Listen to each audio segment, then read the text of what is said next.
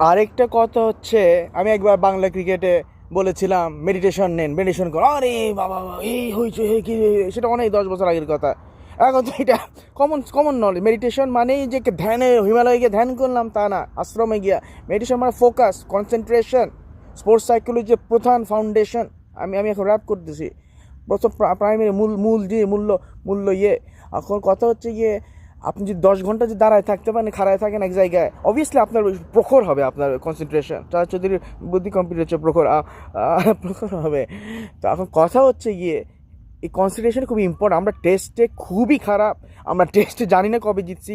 আমার পাকিস্তানকে হারাইছিলাম মনে হয় গত বছর না কবে, এই আর জানি না। আমি টেস্ট ফলোও করি না, খোদার কসম। আমি টেস্টের একটা বলও দেখি না। আমি হাইলাইটসও দেখি না, আই ডোন্ট গিভ।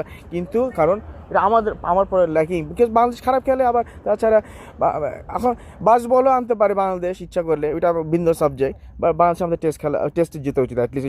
টুঙ্কা মারা T20 ওটা আমি ওভাবে বলতেছি না, কিন্তু স্টিল আপনার ফাউন্ডেশন করতে হবে টেস্টে। আমাদের কনসেন্ট্রেশনের অনেক ল্যাপস আছে।